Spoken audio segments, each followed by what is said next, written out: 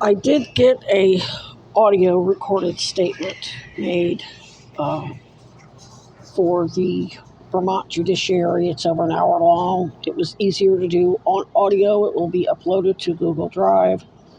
The link to that audio recording will go to Meredith in response to her recent text. It will go out in an email that will be CC'd to Kuzi, to both parents, to the mayor, and the DOJ email address that I have on file. One thing I forgot to mention in that audio recording, in that audio statement, about the governing dynamics of the abuse and how my parents are being, the entire family basically, is the medical records are being falsified to make it look like my family are the abusers, the only abusers, and I'm just self-medicating with drugs and alcohol to cope with the trauma of being the family scapegoat. That's the doctors and the police, the corporate stockholders, profiting from the unbundling and upcoding that not only had my cancer untreated and wrongfully imprisoned me, but then got it deliberately accelerated and over $1 million in false claims filed, and somehow United and Centene Corporation profited off that, which I guess because they own, well, I'm sure all those CEOs own stock in Catholic Health and Tenet and so on and so forth. Plus, they apparently buy up the clinics and the labs, and I know BlackRock owns some labs. We found that out with the East Palestine, Ohio stuff. And basically, my parents and family members are now realizing that they climbed in bed with the same people who were going to murder them and have been trying to murder them for years through the same healthcare frauds. And they're so wrapped up in the 7 deadlies, the satanic 7 deadlies, that they sympathize so much with the satanic oligarchs murdering them that I'm not going to go into all of it again. But basically, one of the things I forgot to mention in that statement was my father. The only way he could intimidate me was to torture my animals, kill my animals in front of me, my pets, kittens, puppies, whatever. So he was behind them killing these raccoons. And fuck him. He can go right straight to hell. There's nothing I can do to help any of you. You motherfuckers chose to do what you did. And now you're on a sinking ship. Why is your ship sinking? Because you took shotguns and blew holes in the bottom of your fucking boat. You took big old knives and cut your nose off to spite your face. You shot yourselves in the fucking foot. You did that. It was all you.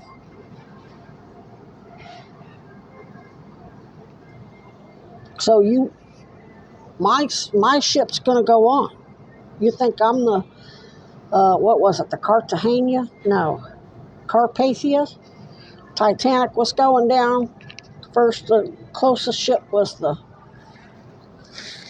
Carpathia, something or another. Another one on the White Star Line. I ain't sending no rescue boats to you. I got none for you. None. I asked DOJ and Kuzi to put your cocksucking asses under investigation, and they've had surveillance all over you the whole time, just like me. They watched Meredith fucking text me, and they listened to that video call. I posted the link to Hazel Moore threatening me, and I posted the Mary threatening me. You need to shut up about that. She was actually sitting in Regina's hospital, next to Regina's deathbed.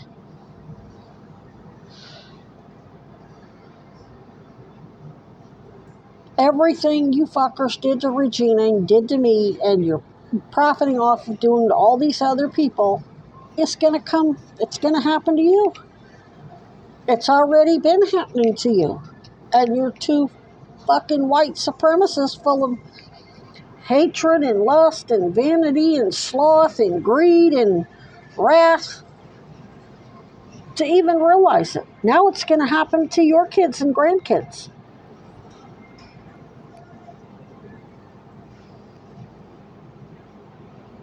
Allison Sotheby's fucked. She let Dad out of jail. She should have recused herself from that case. She knew she had a conflict of interest. She should have said, I've got to recuse myself, and just immediately gotten the Georgia Attorney General and notified the governor, hey, my family member got arrested for molesting one of my nieces. I can't oversee this case. No, she let him out of jail. Why? Because her brother, Mike Sotheby, is involved in all kinds of cash crimes with my father. They're building guns and selling them. Handmade, very nice handmade craftsmanship. But it's all unreported.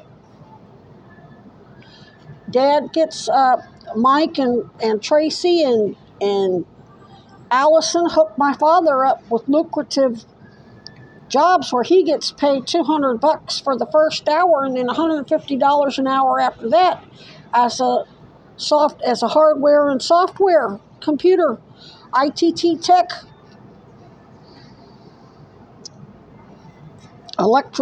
he basically repairs computers. He don't report any of that. He ain't paying taxes on any of that.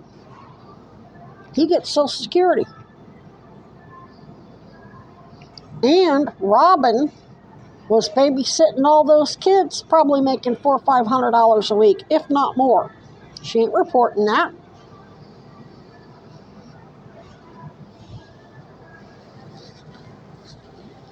So y'all sit there, oh, you're a fucking thief, and you're a fucking junkie, and you're fucking this, and you're fucking that.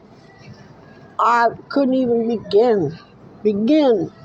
I'm not white. I ain't got the connections to commit the crimes that y'all commit.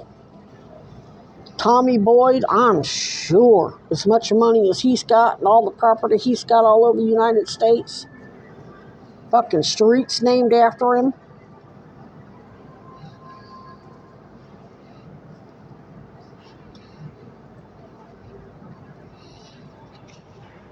Y'all fucked. And nobody did it to you but yourself. That goes for these local police and these local politicians, Weinbergers. I don't know who this bitch is getting in my face saying that she's the daughter of a Essex PD. Oh, my mother about beat me to death and my father saved my life. How does she know my backstory? Yes, my mother did beat me. That doesn't make Dad innocent. And what Dad did to me doesn't make Mom innocent. It makes you both guilty. And what the Moores did was basically blackmailing the Chapmans and all the politicians that the Chapmans were running and the Chadwicks were running drugs for Bill Clinton and Donald Trump and Jeffrey Epstein, and the Weinbergers and the Goldwaters for the Iran-Contras. Just because maybe they weren't running drugs, but the fact that they blackmailed them for what they did to me with the rape and the molestation makes them just as guilty. That's why Hazel said, fuck you, and hung up. Which DOJ and Cousy has the recording of her threatening me, and they've got all the screenshots of Dad's threats on WordPress and Robin's threats. Nothing I can do to help any of you. Nothing. all I can do is hope the fuck they get Dad arrested and get his weapons away from him before he can go shoot up school.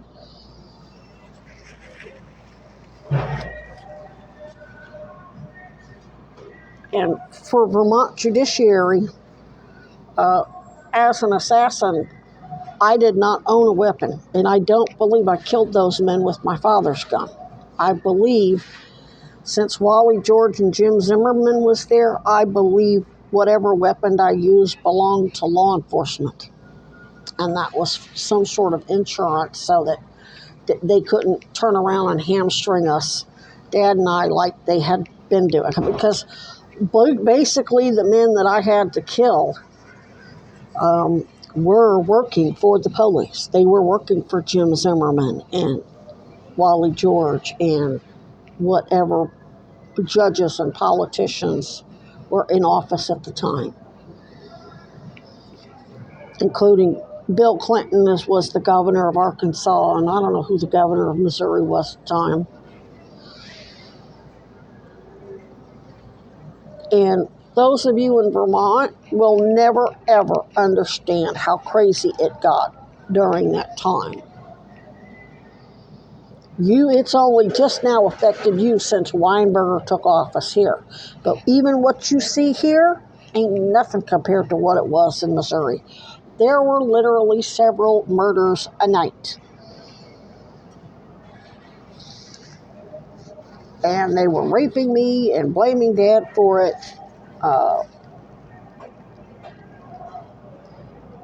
Dad had to sort it out, and those men were buried next to their hundreds, which collectively, it wasn't all, they weren't all buried at the same place, but collectively, all the places where they're buried, there are collectively thousands of remains of children, women, entire families. And he was training me. Assassins don't go around like what happened in New York last week with Brian Thompson. That's not how assassins operate. Not military special forces. The way special forces work is we convert liabilities, threats, criminals, whatever, terrorists, into assets. If they're so hard fucking headed like what you're seeing out of Trump, threatening the judges, threatening the special prosecutors, threatening everybody, if they're like him, we don't go out and shoot them with the gun. Now, the guys that we had to deal with, I mean, these were child predators who were raping me, blaming it on Dad, and their violence was so bad on me, and that included my mother, was so bad that all of the teachers and all the kids around me and parents and everybody saw the severe trauma. Plus, I was autistic, and God knows what I don't remember what I was saying or doing that showed them that I was severely sexually and physically abused by somebody. And the way female child molesters work, since my mother and her sister and her brother enabled that shit, it was physical and sexual, though not the way they were subjecting me to the sexual abuse, basically, and then physically beating me to shut me up about it. And then going and telling Dad I did something that I didn't do to get him to beat me. And then Darla or whoever would invite me over to their house on behalf of their parents would tell them to invite me over. Oh, your dad did this and your dad did that. No, it was you, motherfucker. So, and since Dad was a veteran and special forces, they could absolutely be put down because their whole objective was to obstruct his investigation. That's not to say he was doing an honorable investigation. He used all of his evidence to blackmail everybody. Same thing the Republicans are doing to the Democrats with the Joe Biden, Hunter Biden shit. Same thing that the Democrats are doing to Donald Trump. It's all blackmail. It's all virtue signaling. Matt Gaetz is not telling the truth because, for altruistic reasons, that's a way to signal, I got the goods on you. And it's like a firing a warning shot. I really don't know how to put it into words. But part of the why Dad had me kill those men was to bolster my confidence because I was so traumatized. He needed me to not let the motherfuckers do it in the first place. I was a little autistic girl, and women back in the 70s and 80s, women today aren't getting the respect, but it was, let's put it this way, there was a movie with Clint Eastwood, I think it was High Plains Drifter, where he pulls into the town and puts his horse in the livery and rapes a woman in the stables. And it was celebrated. That's just like, I'm going to rape this woman. And the way the director and the producers filmed it and the way they acted it out, that's just how it was. Men were entitled to pussy, and then she spent the whole rest of the movie trying to kill him, and that was a joke. They made it, he went to take a bath, and she tried to shoot him while he was in the bathtub. So, you guys don't understand how things were, and even what you've been through the past 12 years is nothing like what it was in Missouri and Arkansas and all the surrounding states. Mississippi, yeah, they hung their victims on trees, but Missouri needed athletes. We had the St. Louis Cardinals, football and baseball at the time. And I believe there was a Kansas City Royals, Kansas City Chiefs, and I believe there was Kansas City Kings basketball team. Plus, Mizzou was a top 10 collegiate football. Okay? They couldn't go having black people hanging all over trees everywhere. Not if they wanted that revenue. Sports really is one of the major industries there. They ain't really got much else besides farms. Well, they got Kraft and ConAgra, and they got some Ford and General Motors, but those rich people like their ball teams. So, not that everybody that was killed was black or Hispanic or immigrants, whoever they had running because of the drug shit. But ultimately, what happened once I got the confidence and a sense of power over my own body, talking about a little mongrel child in Ku Klux Klan, Missouri, systematically raped and beaten by her own mother for being non-white, Dad had an uphill battle. And he had to do whatever he had to do. Because there were no special wasn't Casper Weinberger convicted and somebody fucking pardoned his ass?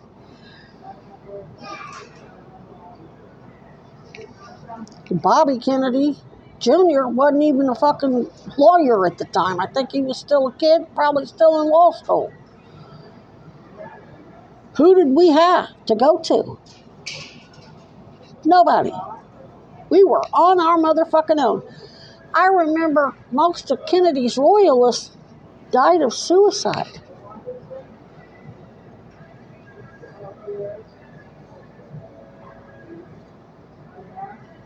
Kevin Costner's character, whoever he played, Kenny, can't think of his name right now, the one that Kevin Costner played in 13 Days, he committed suicide.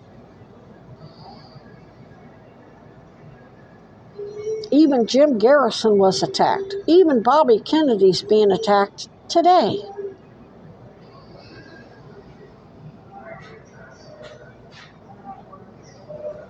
Alvin Bragg, Jack Smith, Fonnie Willis. And that's today. Imagine what it was like back then. You can't. So ultimately, what ended up happening was Dad got me a little, not really a buck 110. I believe it was probably a little case knife. He broke the tip off of it so I couldn't poke myself, but he said, keep that knife in your pocket. I was so excited I finally could defend myself. And it was basically, he was telling me he said, when they go to molest you or whatever, don't put up a fight, let them. And then as soon as they expose that dick, go at it pull your knife out, slice the shit out of it. Or if they want to stick it in your mouth, go ahead, let them stick their dick in your mouth and then bite that shit off. And he had me practice on Polish sausages.